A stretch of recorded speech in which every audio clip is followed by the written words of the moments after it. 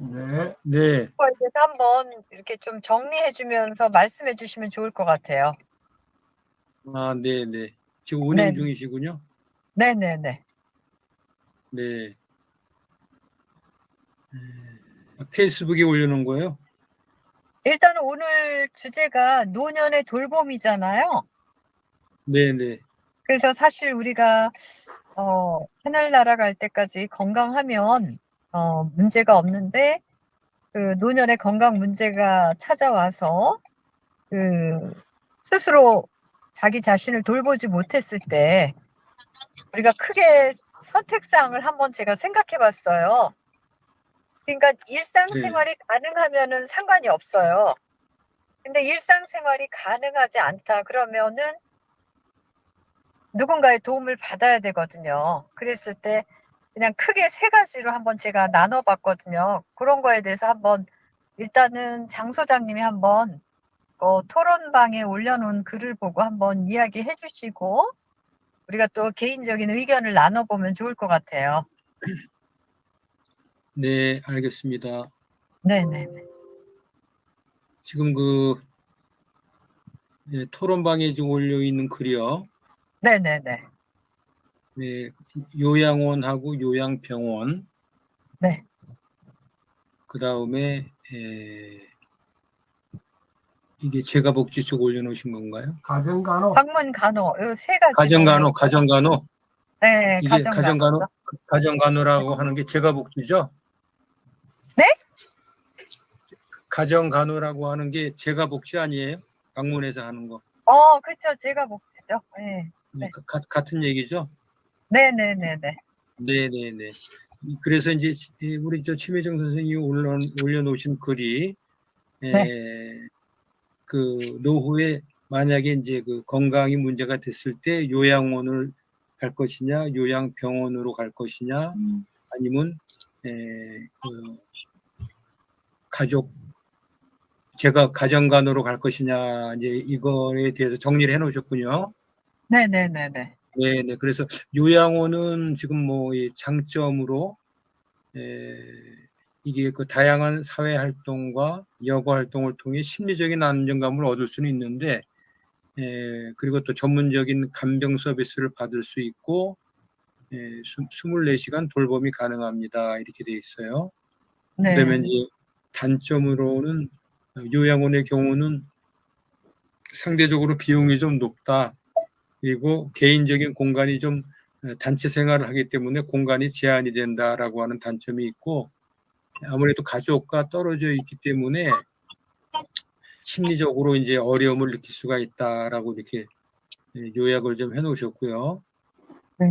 요양병원에 대해서는 좋은 점은 질병 치료와 간병을 동시에 받을 수 있다. 전문 의료진이 이쪽 요양원하고 다르게 의료진이 상주를 해서 응급 상황에 신속하게 대처할 수 있다라고 하는 장점이 있는 반면에 단점으로는 이게 병원이라고 하는 특유의 분위기로 인해서 스트레스를 받을 수 있고 비용이 상대적으로 요양원보다도 높고 장기 입원 시 심리적인 어려움을 겪을 수 있다 이렇게 이제 설명을 해 놓으셨고요. 그다음에 이제 가정간호인 경우 우리 이제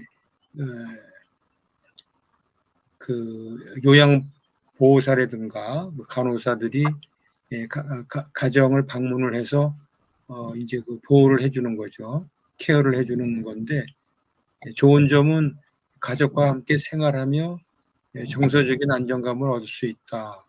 그리고 익숙한 환경에서 생활을 할 수 있기 때문에 상당히 심리적으로 편안하다라고 하는 걸 느낄 수가 있고 단점으로는 가족들의 부담이 좀 커지죠. 전문적인 간병 서비스를 받기는 어려울 수도 있고 24시간 돌봄이 어려울 경우에 돌봄 공백이 발생할 수 있다. 이렇게 이제 세 군데 요양원, 요양병원, 가정간호에 대해서 설명을 해놓으셨고요. 그래서 이러한 내용을 보고 어떤 것이 적합할까요? 라고 하는 이제 질문을 하신 거죠. 그래서 건강 상태와 경제적인 여건, 그다음에 심리적인 안정 상태, 가족들의 상황, 이런 것들을 종합적으로 판단해서 과연 어느 것을 선택할 것인가라고 하는 것들은 어떤 그 케어를 받을 어르신과 그다음에 가족들과의 어떤 상의를 통해서 결정을 해야 될 상황이라고 볼 수가 있겠습니다. 그래서 미리 이렇게 준비하는 것도 중요하다라고 이렇게 설명을 해놓으셨고, 이와 관련돼 가지고 요양원 같은 경우는 우선 어르신께서 노인 장기 요양보험 이거를 받아야 되는 거거든요. 그래서 노인 장기 요양보험 제도를 활용하면은 요양 서비스를 저렴하게 이용할 수가 있다 이렇게 돼 있어요. 그래서 장기 요양보험이라는 거를 건강보험공단인가요?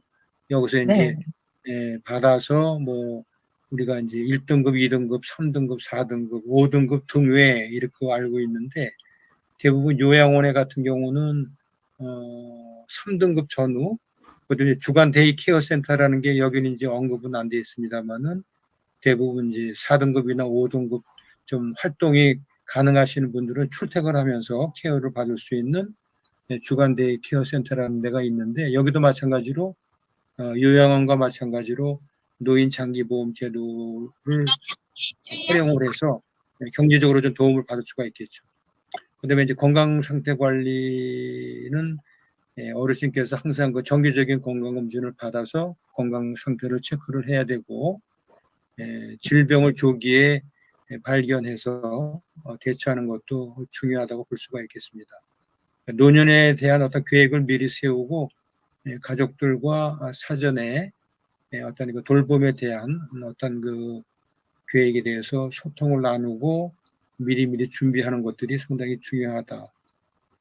결론적으로는 어떤 것이 가장 바람직한지는 천차만별이죠. 이게 십색일 것 같아요. 개인의 상황에 따라서 또 가치관에 따라서 다르기 때문에 신중하게 결정을 해야 되고, 그다음에 이제 각 기관의 어떤 그 전문가들 이런 분들하고 상담을 해서 그 가족, 그 어르신한테 가장 적합한 선택이 어떤 것인지 서로 이제 그 이야기를 충분히 나누는 것이 그런 과정이 상당히 중요하다 이렇게 이제 설명을 해주시고 계세요. 그래서 노년에 어떠한 준비를 하고 계신가요? 그다음에 요양 시설에 대해서는 여러 가지 이제 의견들이 있습니다만은 실제로 어떤 생각을 갖고 계신지, 그다음에 가족들과 함께 노년에 대해서 이야기를 나눠본 적이 있으신지에 대해서 이제 오늘 토론의 주제를 이렇게 설명을 해주셨고요. 참석한 분들의 의견을 들어보는 시간을 갖도록 그렇게 하겠습니다. 네. 이상 요약 발표를 마치겠습니다. 네, 감사합니다. 네. 네. 그래서 사실 우리가 건강하다면 뭐 이런 것들을 뭐 생각할 필요가 없는데 아무래도 그 마지막에는 일상생활이 좀 힘들지 않을까 싶어요. 그럴 때 가족과 함께 생활한다면 오히려 그 방문 간호라든가 가정 간호, 그래서 이제는 요양보호사라든가 간호사가 방문해서 서비스를 받고 나머지 시간은 약간의 그 가족의 돌봄, 이런 게 받는 게 가장 이상적인 것 같아요. 자기가 생활했던 곳을 떠나지 않고. 그런데 사실 그게 가족들과 함께 살았을 때만 가능할 것 같아요. 그렇지 않으면은, 잠깐만, 나 먼저 내릴게요. 네.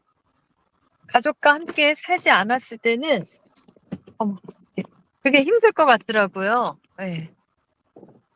잠깐만. 차에서 내렸습니다. 그래서 일단은 공원장님부터 먼저 말씀 나누면 좋을 것 같아요. 네. 어떻게 이제 세 가지 알아봤는데 공원장님은 어떤 생각을 가지고 계신지 한번 말씀해 주세요. 자, 일단 지금 현재 우리 그러니까 결국 데이터상으로 보면 우리나라 자체가 결국은 뭐 한 1% 정도만 더 올라가면 초고령 사회다 표현을 하고 있고, 대신 이제 그 오히려 지방이라든지 각 도시별로 다른데, 실제로 지방 같은 경우는 완전히 초고령 사회로 완전히 들어간 지가 제법 됐고, 이제 그렇지 않은 이제 서울이라든지 이런 쪽은 그래도 조금 더 젊은 연령대가 있는 형태. 그래서 우리나라의 지금 현재 인구 중에 거의 1,000만 가까이가 65세 이상의 노령 인구다. 이렇게 이제 표현이 되어 있더라고 있고요. 그 다음에 이제 결국은 제일 사실은 이런 어떤 건강 상태나 이런 것 중에서 집에서 돌보거나 그렇게 하지 못하는 게 주로 보면 요즘 치매잖아요. 치매 인구가 전체의 10분의 1, 거의 100만 명 정도가 된대요. 그래서 그 인구가 늘어날수록 굉장히 심각하게 지금 많이 늘어나고 있는데, 그러다 보니까 우리 노인 인구에 관련돼 있는 요양시설이라든지 이런 거에 대한 관심들이 더 커지고 지금 현재 문제가 있는 것 같아요.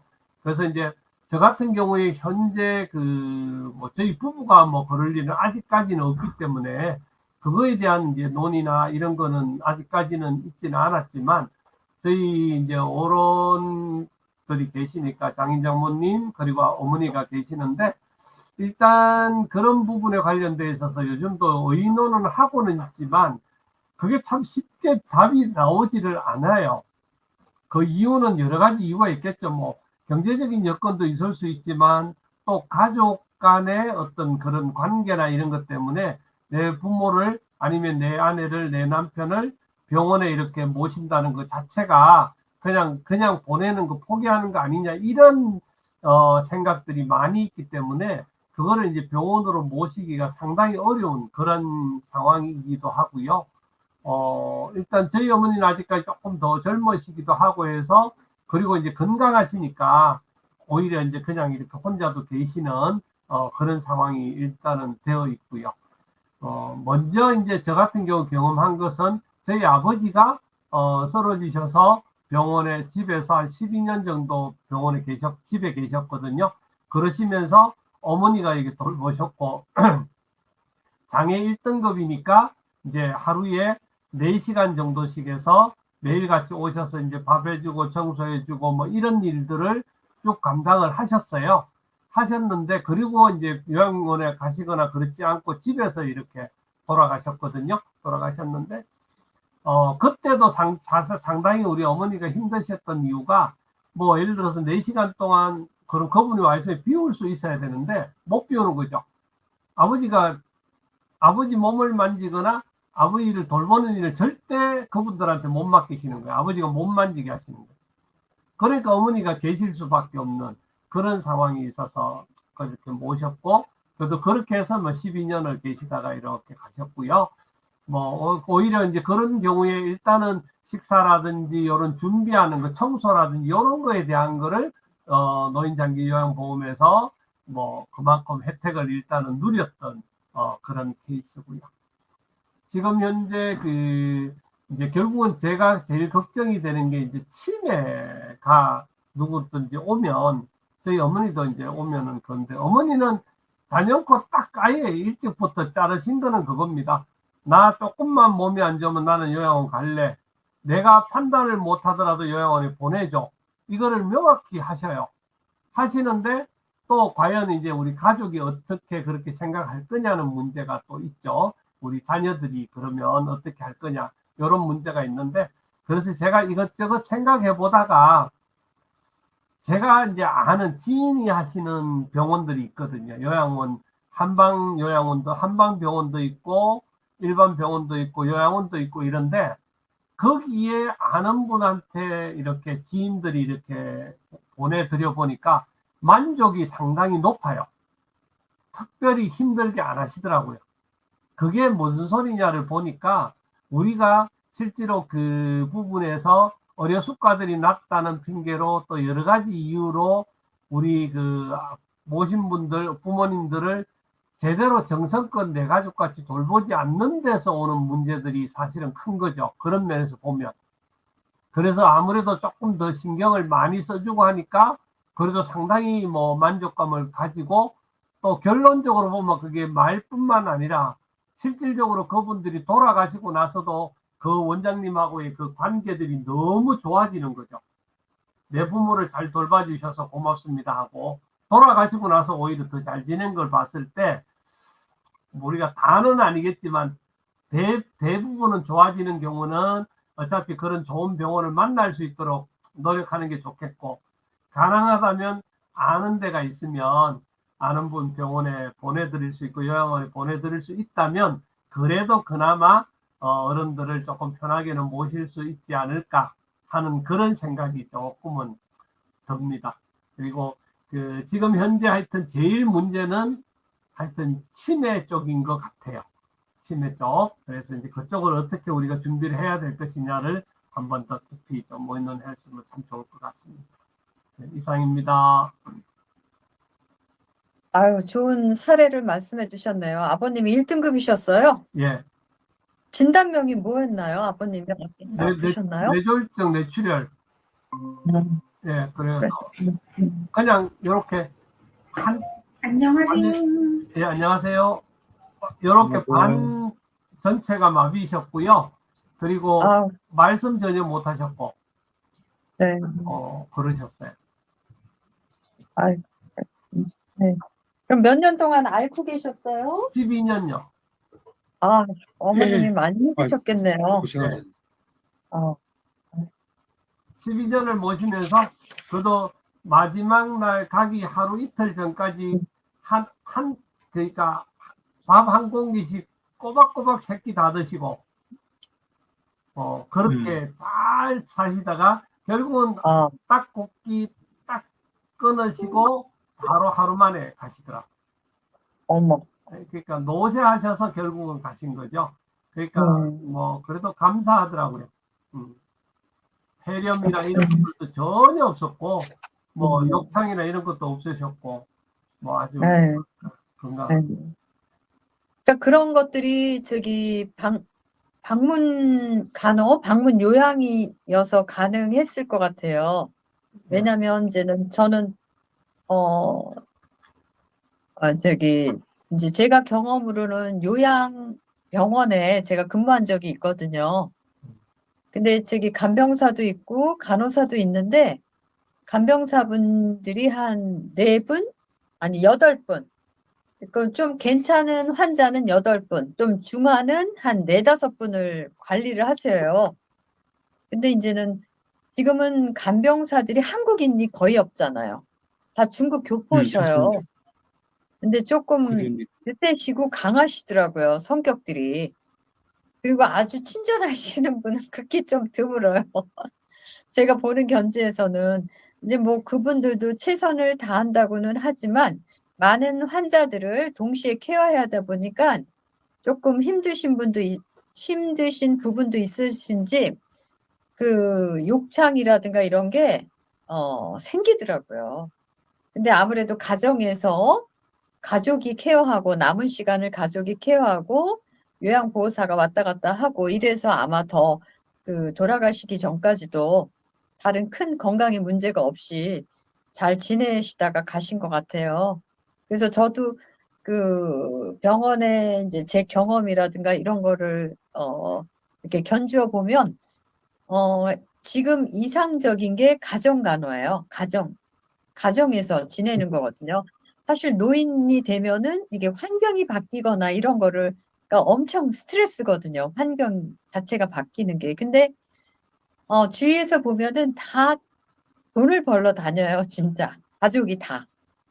가족 한 사람이라도 누군가가 집안에 상주하고 조금의 여유 있는 시간이 있어야 그 가정간호를 받을 수가 있거든요. 왜냐하면 3시간, 4시간 정도의 서비스밖에 이루어지지 않기 때문에 나머지 시간은 가족이 그 돌봄을 나누어서 해야 되는데 그럴 만한 가족이 없어요. 주변에 보면은 다들 바쁘셔가지고 그러다 보니까 오히려 나는 돈을 벌어서 요양원이나 요양원에 그 비용을 부담하는 거죠. 오히려 전문가에게 한다고 하지만 실상은 가족간호 하시는 분이 최상의 건강을 유지하시는 것 같아요. 제 경험상으로는. 네. 근데 어머니는 아예 그렇게 자녀들에게 신세를 안 지시려고 어머님이 아예 선언을 하셨네요. 네, 오늘 우리가 이야기하려는 거를 어머님은 미리 결정하셨네요. 요양원에 보내달라. 아, 어머님이 미리 미래를 아예 그렇게 말씀하시니까 뭐 자녀들 입장에서는 어쩌면 부모님의 뜻을 따르는 게 효도잖아요. 또 어머님은 이제는 자녀들에게 불편감이라든가 이런 거를 주고 싶지 않은 거죠. 어머니의 그런 깊은 사랑이 느껴지네요. 그것까지 미리 결정하셨어요. 아유, 네, 그래서 이제 그러시네요. 우리 가족끼리 일단은 형제간끼리 의논한 거는 어차피 네네네. 요양병원에 보내드려도 돈은 들어가야 되고 상황이 네. 그러니까 우리 형제간 네 형제 중에서 네네네. 한 명이 좀 수고를 하자. 아, 어차피 이제 한 명이 해서 어머니를 모시는 걸로 우리끼리는 그렇게 의논을 했어요. 그래서 네. 생활비를 일단 우리가 세 사람이 나눠서 또 낼 수 있는 사람도 내고 세 명이 돌보면 된다.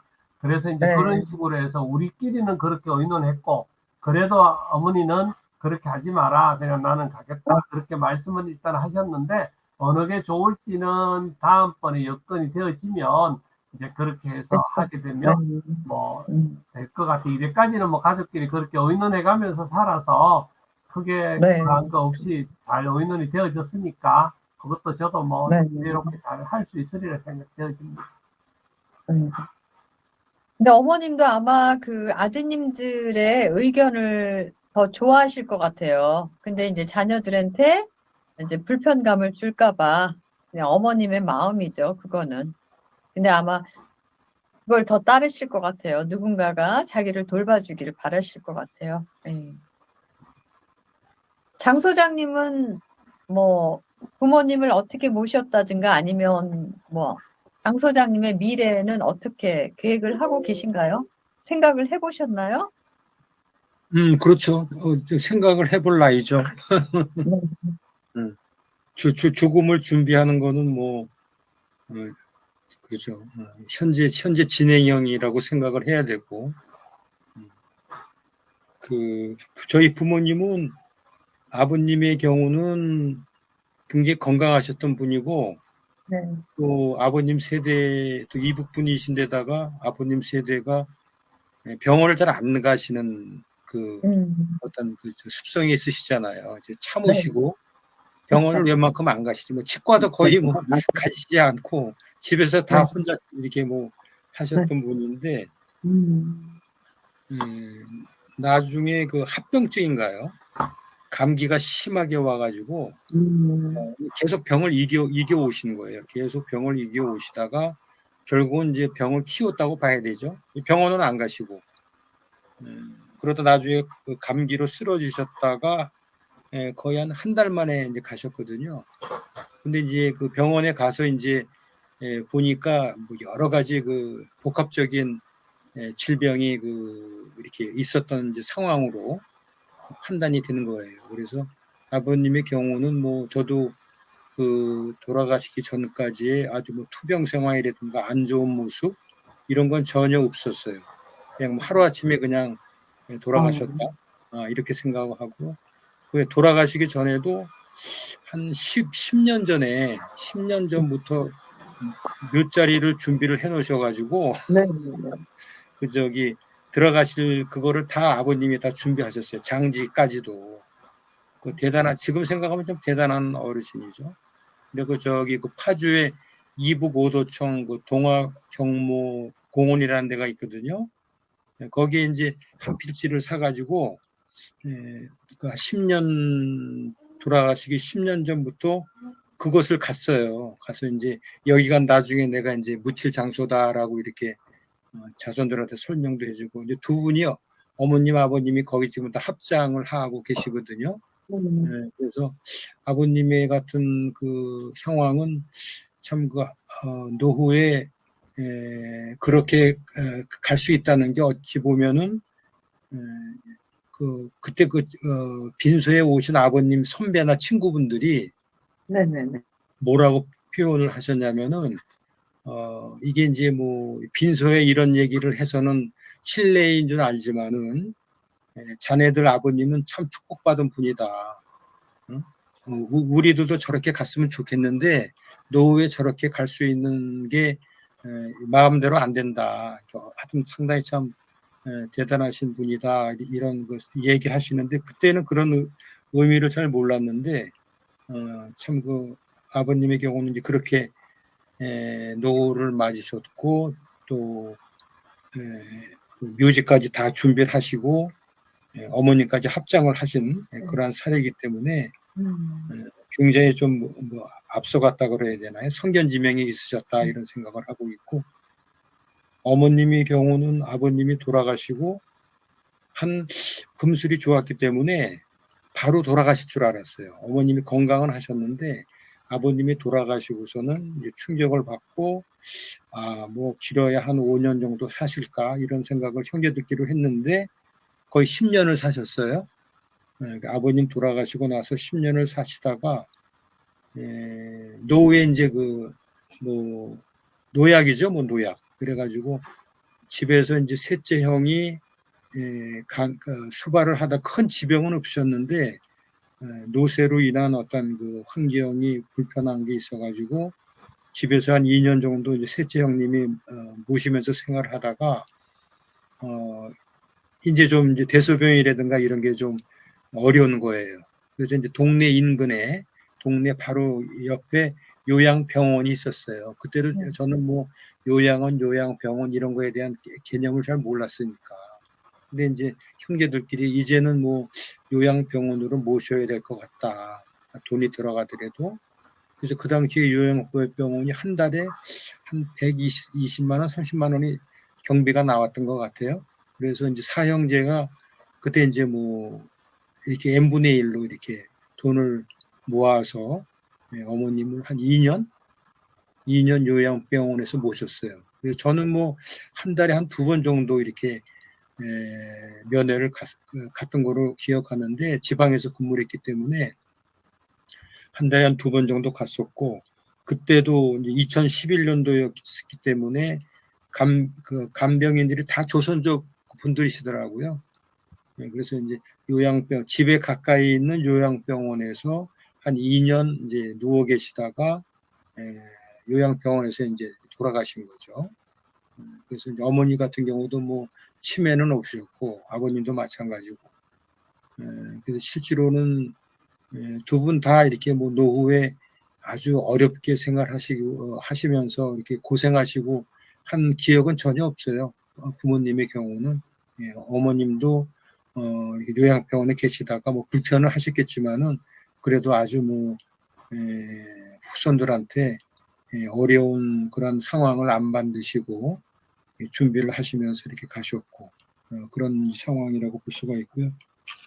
저의 경우는 이제 뭐 이 복지사 요양보호사를 하면서 지금 이제 요양원에 가서 이제 뭐 봉사 겸 노인 그 일자리를 하고 있습니다만은 주간 데이 케어 센터라는 거는 제가 이제 그 사회복지사 현장 실습할 때 한 보름간 실습을 가서 거기에 어떤 그 시스템이라든가 관리는 이제 현장에서 실습을 한 바가 있고 요양원은 지금 뭐 1년 지금 돼가고 있습니다만은 어떠한 형태로 돌봄 케어를 하고 있는가. 그래서 제가 생각하는 그 시스템의 문제라든지 돌봄에 대한 어떤 그 서비스 질, 그 다음에 요양보호사들의 어떤 어려운 근로 조건, 이런 것들이 실제로는 이제 제 나름대로 좀 판단할 수 있는 좀 기준이 생기는 것 같고, 요양병원의 경우는 이제 어머님이 이제 계셨기 때문에 자세히는 제가 눈여겨보지는 않았습니다만은 요양병원이라는 데가 이렇게 운영이 되고 있거나 정도로 알고 있어요. 그리고 최근에 제가 이제 이쪽 대한웰다잉협회 쪽의 커뮤니티에서 요양원과 그 실버타운에 대한 비교를 하면서 이렇게 지금 그 강의 자료를 만들고 있는 게 있는데 요양원은 뭐 제가 이제 실상을 알고 있으니까 이해가 가는데 실버타운에 대해서는 전혀 그 정보가 없거든요. 실버타운에 대해서 이렇게 조사한 내용을 쭉 들어보니까 결국 뭐 1%도 안 될 거예요. 한 뭐 0. 몇 프로는 될까?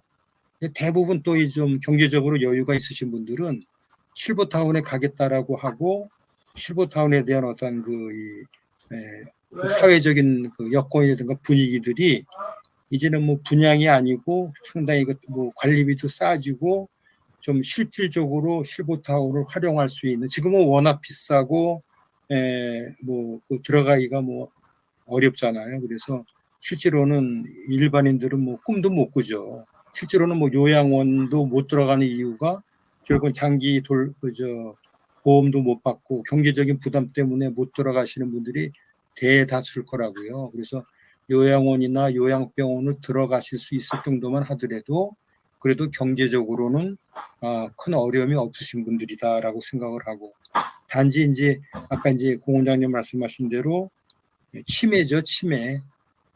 요양원에 가보니까 50명 중에 거의 뭐 착한 치매가 한 30%, 그다음에 중증이 한 30%, 와상 환자가 누워 계신 분이 30% 이렇게 돼 있어요. 그러니까 대부분 기저질환들이 다 있으시더라고요. 그래서 치매가 없어야 결국은 가족 재가복지를 받더라도 어르신도 편하실 거고, 근데 치매가 있는 상태에서는 재가복지를 하든 요양원에 가든 요양병원에 가든 제대로 대접을 못 받을 거예요. 아무리 뭐 서비스가 좋고 자기 부모님처럼 어르신을 모신다라고 하는 그런 그 서비스 정신을 갖고 있더라도 현장에 가서 직접 보면은 그거 가족처럼 안 돼요.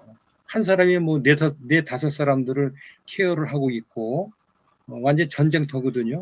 뭐 제가 봤을 때는 뭐 조용할 땐 조용한데 상황에 따라서 뭐 굉장히 그 하여튼 뭐라 그럴까 변수들이 많이 있으니까요. 그래서 이제 경험이 많은 요양보호사나 시설장이나 이런 사회복지사들이 그 대처를 누가 잘 하느냐 이런 이제 부분인 거고, 현실적으로는 뭐 재가복지라든가 가정돌봄이 제일 이상적이고 좋죠.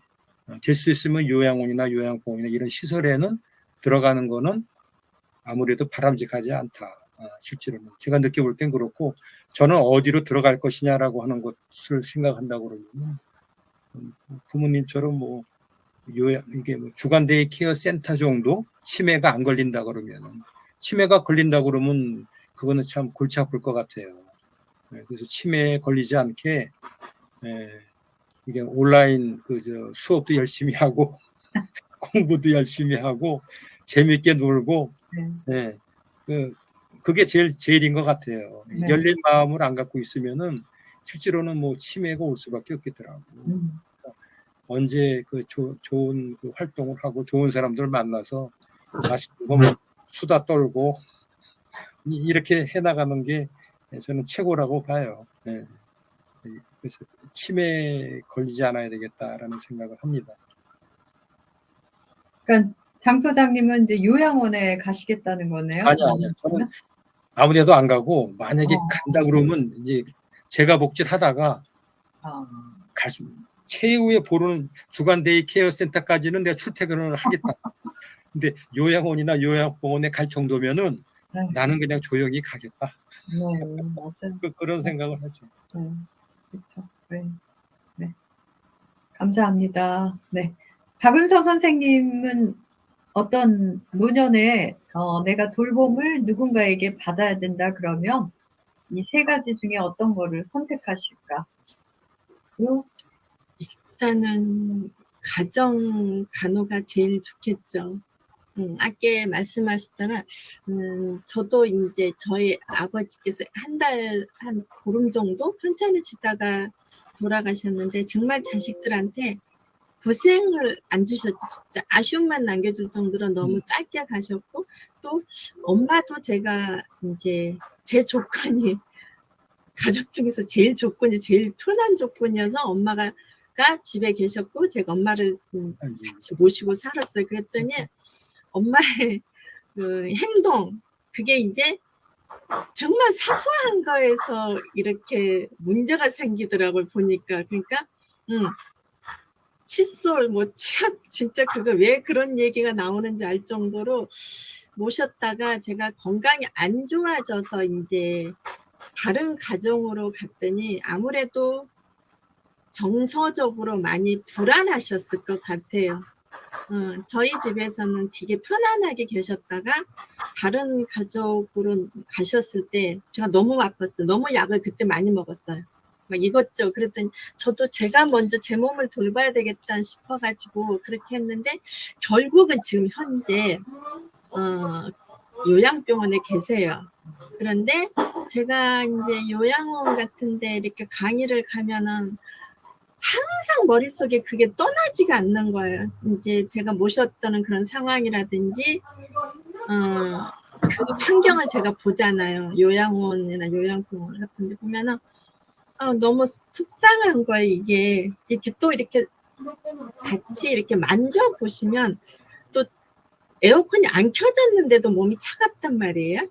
근데 혈액순환만 좀 잘 돼도 되게 몸도 좀 건강해지실 건데 그게 이렇게 만져보면 대부분 차가우세요. 그런데 그러니까 그런 게 저런 게 보면은 내가 가족이 모셨으면 가장 좋은데 딱 일 안 하는 자녀가 있어야 돼요. 정말 그때 제가 회사 그만두고 딱 놀 때예요. 놀 때니까 그때 제가 모셨고 또 그러다 보니 이제 그 전에 몸을 또 많이 사용했는지 어땠는지 많이 좀 아팠고 이러다 보니 많이 길게는 많이 못 모셨고 결국 이제 다른 가정으로 가서 지금 요양병원에 계시는데 항상 마음은 불편해요. 어떤 경우라도 편안하지가 않아요. 그 아버지처럼 가정 간호 그때 연세가 좀 많으셨으니까 그때는 등급을 2등급인가 받으셨으니까 그거 아무래도 요양보호사 선생님도 오시니까 조금 더 편하게 갔었고 그게 제일 좋더라고요. 중간중간에 자녀가 조금 모시고 돌봐드렸고 오셔서 하는 거 가정간호가 가장 저도 만약에 그런 근데 상황이 되면 그렇게 하고 싶은데 저는 그저께인가 갑자기 그런 생각이 드는 거예요. 이런 요양병원, 요양원 이런 가정간호가 아니라 그거하고 조금 별개인데 죽음을 선택할 수 있는 고난이 좀 주어지면 안 될까 이런 거? 다른 외국인 스위스 어딘가 그게 좀 합법되고 맞죠? 스위스인가? 그래서 그런 생각에 선택을 할 수 있었으면 좋겠다는 생각을 우연히 들더라고요. 3일밖에 안 된 거예요. 내가 왜 이런 생각을 하지? 이건 아직 안 됐는데 그런 생각을 좀 해봤고 일단은 그런 경우가 생기면 가정 간호가 되도록 내가 노후 준비를 좀 잘해야 된다. 잘해야겠다는 생각을 합니다. 이상입니다. 그렇죠. 일단은 지금 우리가 해야 할 일은 건강 관리를 최대한 노력을 해야죠. 네. 늦게 들어오신 강영미 선생님 오랜만이에요. 네. 네. 오늘 노년의 돌봄에 대해서 이야기를 나누어요. 그래서 우리가 미리 한번 생각해 보면 어떨까 싶어가지고 주제로 선정했거든요. 선생님 생각은 어떠신가요? 저희 부모님은 노후 준비를 굉장히 잘 한다고 하셔가지고, 사실 서초동 한복판에 사시면서 너무 이제 좀 도시를 답답해 하셨어요. 그래가지고 이제 전원주택을 정말 짓고, 이제, 노후에 이렇게 누릴 일만 남았다, 이렇게 했었는데, 저희 아빠가 갑작스러운 병으로 4개월 만에 이제 소천을 하신 거예요. 그래서 정말 이렇게 노년을 이제 내 계획대로 이렇게 설계를 해도 정말 인생은 정말 한치 앞을 잘 모른다. 그래서 오히려 그 서울에 사셨을 때는 병원도 가깝고 그랬는데 거기서 이제 암이 발견돼서 이제 항암을 하고 이러는데 거기가 그래도 수도권인 여주인데도 정말 모든 대학병원들이 서울에만 있으니까 그쪽으로 왔다 갔다 하는 일이 너무 힘들더라고요. 네, 그리고 항암 같은 경우에는 항암으로 해서 한 며칠 입원을 하더라도 그 나머지 3주 동안의 기간은 스스로 알아서 이렇게 해야 되는데 그럴 수 있는 참 방법들이 굉장히 없어가지고 퇴원을도 반드시 또 시키잖아요. 상급병원에서는. 그랬을 때 저희는 그때 아무것도 이게 준비가 안 돼요. 너무 이제 건강하고 이랬다가 이제 그런 이제 진단을 받게 되니까 그때 이렇게 좀 그런 것을 또 도와주는 서브 병원이라고 하나요? 그런 게 다 항암 환자들은 있더라고요. 그래서 거기서 이제 모든 케어를 받고 쉬기도 하고 이렇게 하는데 저희는 그때 당시 그런 것들에 대한 게 너무나 이제 정보가 없었는데 그래도 여러 가지 이제 검색들을 하고 나서 방문간호가 있다라는 거를 알게 됐어요. 그래가지고 너무나 다행히도 그 이제 여주 지역에 그런 이제 이렇게 그걸 센터라고 하잖아요. 예, 그래서 이제 요양 보호사 뭐 이렇게 해주시는 분이 오는데 저희는 그것이 필요한 게 아니고 실제로 저희 아빠는 이제 식사를 못 하셨기 때문에 영양 공급이 너무 필요한데 그거는 주사를 놔야 되잖아요. 그러니까 이제 방문 간호사가 있어야 되는데 사실 그 뭐 고려대학교 이렇게 뭐 일반 큰 데에서만 아주 그 이제 그 차가 와서 직접 그런 거를 의료 행위를 해주시고 돌아가는 게 너무나 극소수한테만 이 신청도 까다로운데 그 센터에서는 그 간호사가 있으셨던 거예요. 방문 간호사 하시는. 그래서 그분들이 이제 뭐 8시간마다 한 번씩 오셔가지고 이제 그 영양제를 계속 이렇게 주사를 이렇게 교체해주고 해서 저희 아버지는 병원에 계시는 걸 되게 힘들어 하셨거든요. 예, 집 떨어져 있는데, 그때 이렇게 손수 지으신 집에 입주하자마자 이렇게 그 진단을 받으셨기 때문에, 그래도 한 4개월 동안 저랑 엄마랑 그 집에서 아빠가 손수가 지으신 집인데, 거기서 한 4개월 동안 방문간호를 받으면서, 예, 그리고 항암 받을 때 이제 서울에 올라가시고, 나머지 기간은, 그리고 코로나였기 때문에, 요양원이든 다른 병원에만 들어가면 가족들하고 헤어져야 되는데 4개월 동안 저희는 한 집에서 딱 이렇게 소수 인원만 이렇게 올 수 있어서 그리고 다들 이제 코로나 검사하고 이제 정상인 사람들만 또 이렇게 암 환자랑 만날 수 있으니까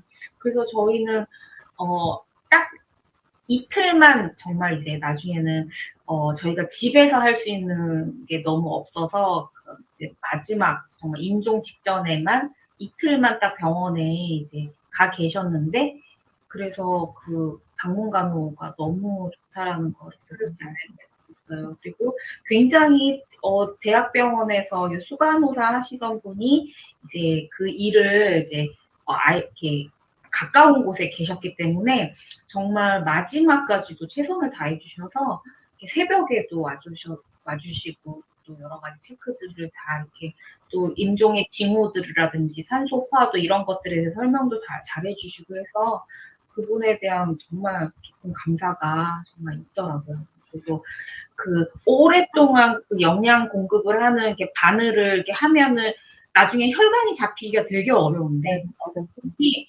너무나 노련하게 잘해 주셔가지고 한 번도 이게 실수 없이 잘해 주셨어요. 그래서 저는 만약에 저의 노후도 그렇게 한다면은 일단은 지금 현재에 좀 많이 좀 누릴 수 있도록 일만 하거나 그러지 말고 많이 좀 누리고 그러면서 저는 이제 도시를 벗어나고 싶은 생각은 좀 없더라고요. 예, 지금 저희 집 위치로는 각종 대학병원을 다 이렇게 빠르게 갈 수 있는 상황이라 급할 때는 그게 굉장히 병원 위치도 되게 중요하고 그래서 최대한 지금 이렇게 온라인 하면서 사람들 만나고 이러면서 지금의 지역에서 오랫동안 살고 싶다 이런 생각이 들고 그리고 근데 남편이랑 나이 차이가 많이 나서 그건 좀 걱정이 돼요. 네. 그래서 어떻게 할 것인지 근데 이제 걱정이 뭐 앞으로의 뭐 도움이 되는 건 아니니까 건강검진 때마다 잘 받고 그리고 이제 병원에서 하라는 대로 하고 그리고 만약에 이제 뭐 부부간에 이렇게 간호를 해야 될 필요가 있다면 저는 방문 간호를 소망합니다. 네. 네, 감사합니다. 예. 다들 저기 방문간호를 선호하시네요. 예. 그러니까 저도 엄마한테도 제가 항상 그래요. 요번에 엄마가 그 뭐죠? 연명치료 안 하겠다고. 사전연명의료 양성. 네, 그래서 아마 공단에다가 제출하신 것 같아요. 공단에. 예. 다들 하셨나요? 네. 네. 저는 못했습니다. 아직. 맨날 간다고 하면서. 저도 보건소에 3년 가서 하시면 돼요. 보건소. 보건소에서도 하고 아마 그 개인 병원도 이렇게 할 수 있는 데도 많을 거예요. 대학병원, 종합병원, 종합병원 정도에서 큰 병원이나 아, 예. 보건소에 가서 하시는 게 제일 좋죠. 네. 구청에도 되고 구청에도 요즘에 있을 거예요. 네. 근데도 그게 사실은 말로는 뭐 하세요라고 저도 강의할 때 하지만 그 조금 마음이 불편한 거 있죠. 그걸 내가 해야 된다는. 또 언젠가는 뭐 누구나 죽음을 맞이하겠지만 그런 거를 또 이제 머릿속에서 떠올린다는 것 자체도 조금은 뭐 기분 좋은 일은 아닌 것 같아요. 그런 거를 준비해야 한다고 얘기는 하지만 불편하다는 거죠. 마음이. 네. 나는 그렇고 싶진 않은데 뭐 이러면서. 네.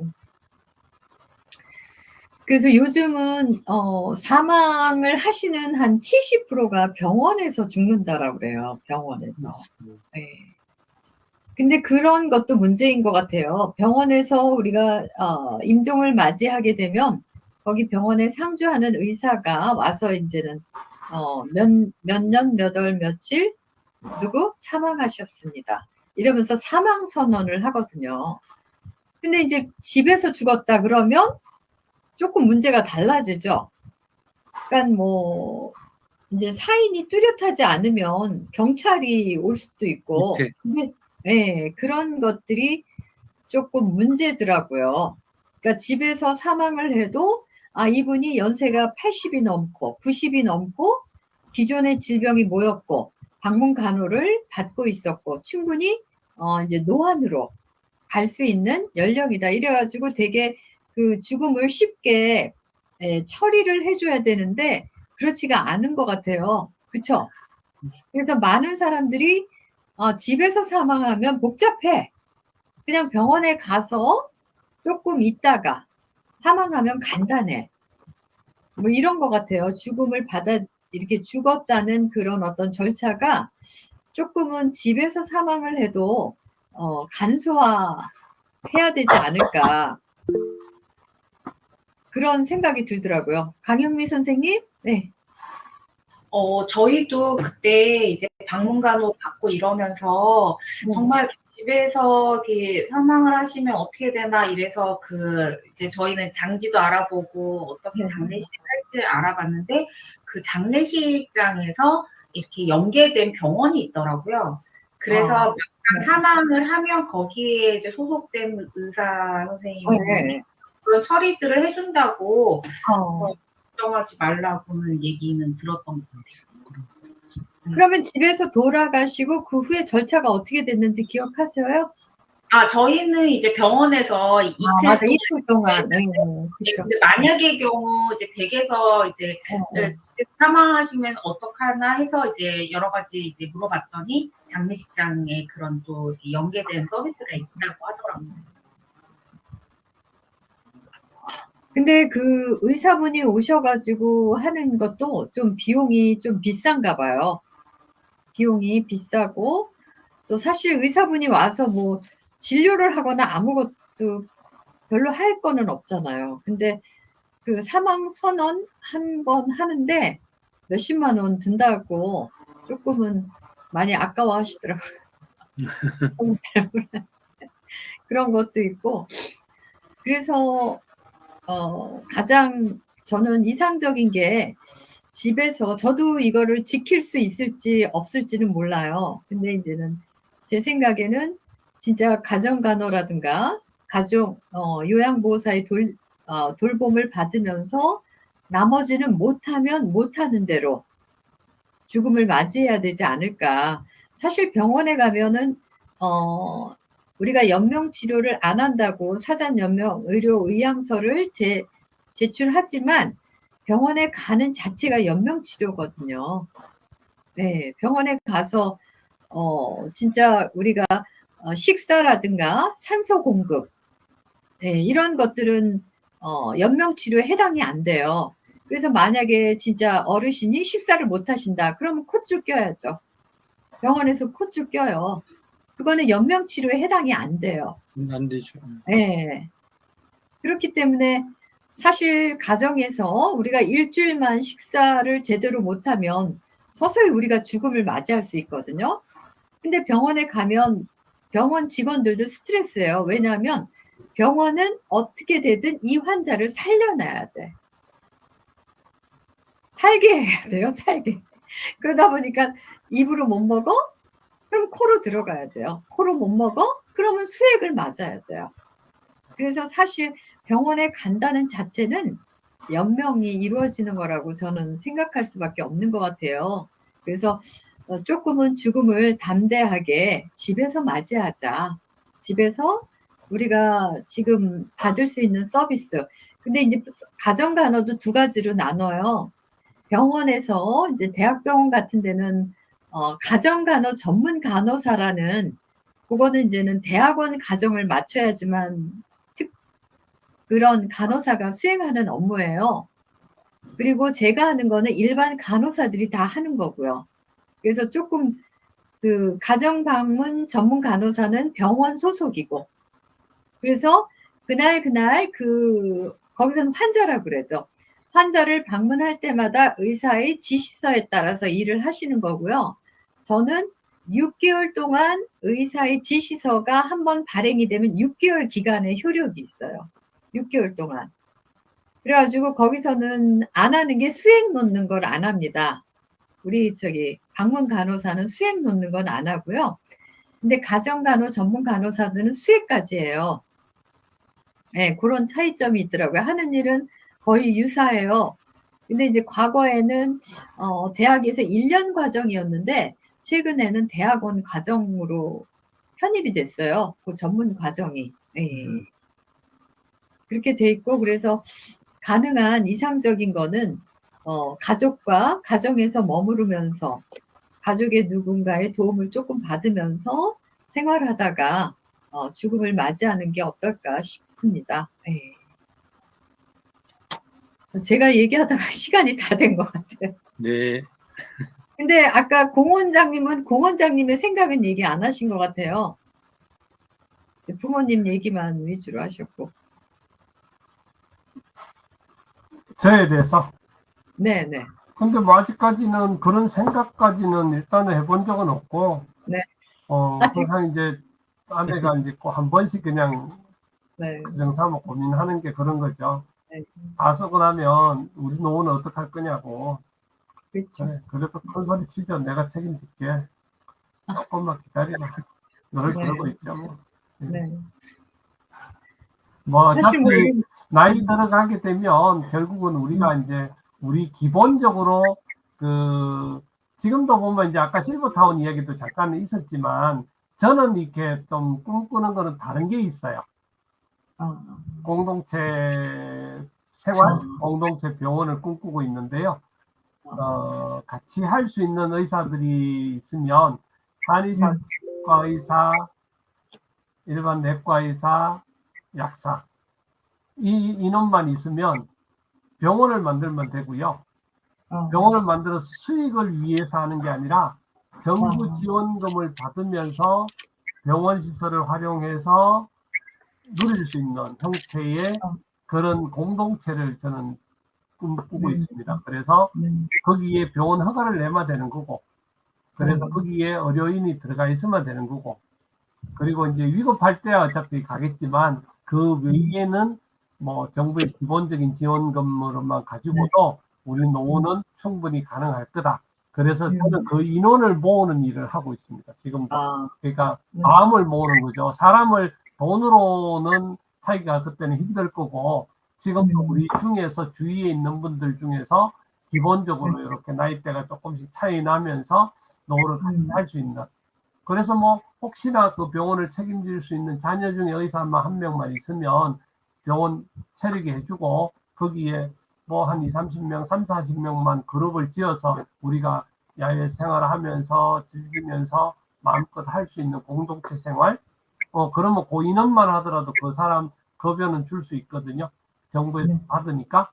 저는 그걸 꿈꾸고는 있습니다. 그래서 뭐 실버타운이다 이런데 돈 많이 드는 쪽보다는 우리가 가진 기본적인 재능으로 같이 나눌 수 있으면서 같이 누릴 수 있는 형태. 뭐 그런 정도 생각하고 있습니다. 그렇죠. 그렇게 또 이상적인 거를 또 그리고 계시네요. 간호사 필요하면 전화 주세요. 아니면 밥할 사람 필요하면서. 그러니까 지금 같은 경우에도 우리 시골살이가 사실은 쉽지가 않잖아요. 그리고 여성분들이 그렇게 해서 나가는 부분에 대해서 굉장히 사실은 불편해 하잖아요. 그 불편해 하는 게 결국은 딱 정해져 있잖아요. 시간은 많이 갔는데 정해져 있는 게 기본적으로 식사. 그 다음에 이제 예를 들어서 빨래. 그 다음에 기본 인간관계. 이거잖아요. 그래서 저는 원래 생각하던 부분이 그런 부분입니다. 지금도 마찬가지지만 그런 어떤 빨래라든지 기본적인 공동생활, 요리하는 거라든지 이런 것만 한 사람만 따로 한 사람만 두세 사람 정도만 두면 한 10가정 정도가 어우러 사는 거는 진짜 재미나게 살 수 있거든요. 완전히 공동체 가입 관계가 아니라 이렇게 조금씩 떨어져 있더라도 서로가 불 꺼져 있는 거 켜져 있는 거 봐줄 수 있는 형태. 주말이면 같이 여가를 즐길 수 있는, 같이 대화를 나눌 수 있는 그런 형태. 그리고 이제 식사라든지 이런 거는 거기서 공동체로 준비를 해주는 형태. 이런 것만 해결돼 버리면 저는 여자분들한테 제일 이상적인 그런 생각하거든요. 그리고 어차피 일단은 부부가 같이 움직여져야 되는 건 있겠죠. 그렇긴 한데 하여튼 그런 류의 공동체. 그래서 제가 원래 뭐 땅도 준비하고 여러 가지 그런 적이 있었거든요. 지금도 그런 꿈은 계속 제가 가지고 있습니다. 그래서 사람들 만나는 사람마다 우리 가까운 사람들 조금 가신 분들은 돈 그렇게 많이 안 들이고도 우리가 노후를 재미나게 살 수 있는 그런 사람. 그래서 지금도 제가 사람 만나는 데 집중하고 있는 이유가. 근데 이게 제가요, 핸드폰을 켜다가 이게 노트북을 켜서 그러나 1시간이 지났는데도 안 꺼지네요.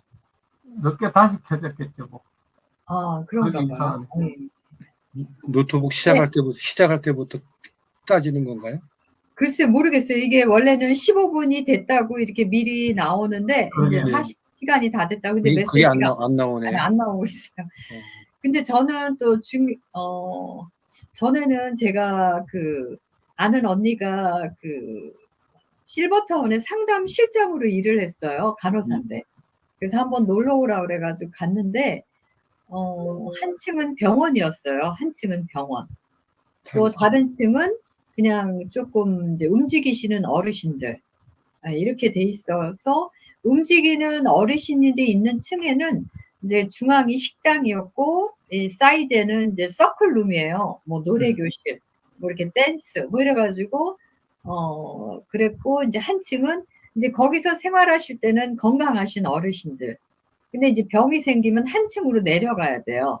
그 밑에는 병원이었어요. 근데 이제 저는 그때는 못 모르고, 거기 가서 이제는 식사도 주어가지고 이제 밥도 먹고 맛있게 먹고 있는데, 여기 참 좋다 이런 생각을 했는데, 제가 이제는 요양보호사 관련된 또 이런 강의도 하고 일을 하다 보니까, 일상생활은 내가 해야 된다. 빨래? 늙어서도 내가 빨아야 된다. 내 거는. 요리도 마찬가지다. 내가 먹을 거리는 내가 만들어야 된다. 저는 또 그런 생각이거든요, 지금. 그래서 엄마도 지금 혼자 계시지만 엄마가 일상생활을 혼자서 다 하시잖아요. 오히려 김치를 만들어서 저한테 주시거든요. 지금도 입맛이 변함이 없으셔가지고. 네. 그래서 저는 엄마한테도 항상 엄마의 건강을 유지하는 거는 엄마가 일상생활을 하고 계시기 때문이야, 엄마.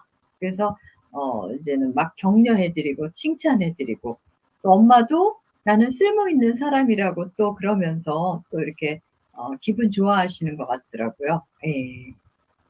그래서 공인수의 원장님이 이상적인 공간에서 일상적인 생활은 또 각자가 또 해야 되지 않을까, 뭐 이런 생각을 해보았습니다. 지난달 같은 경우에도 그 아파트를 어디야 성수동에 다녀왔는데 네네. 거기 아파트 같은 경우에는 식사를 다 제공을 해요.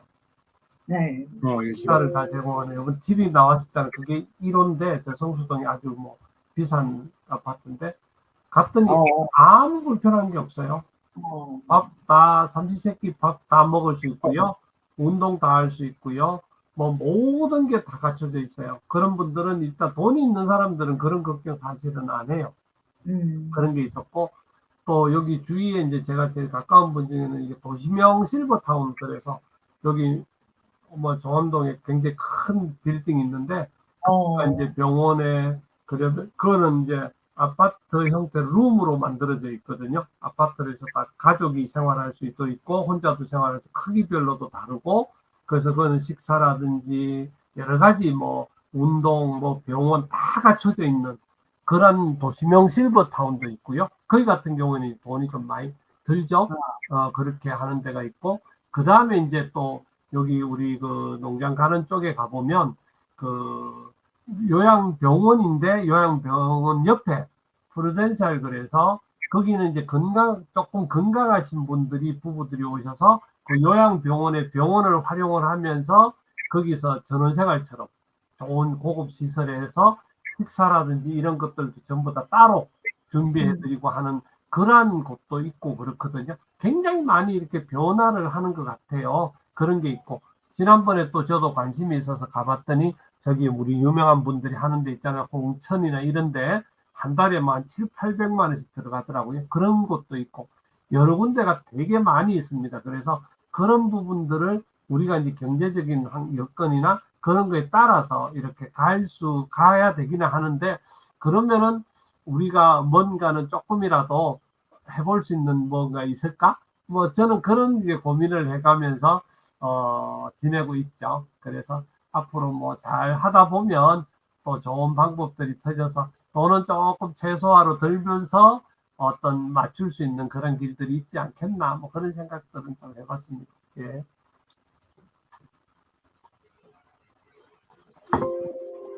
소리가 죽었습니다. 네. 마지막으로 중요한 거는 뭐 건강 관리죠. 뭐 네. 그렇죠? 스스로가 우리가 이제는 하늘나라 가기 전까지 스스로가 모든 거를 할 수 있기를 바랍니다. 네. 네, 건강 관리 잘 하시고요. 네, 다음 주에 만나 뵙겠습니다. 네, 수고하셨습니다.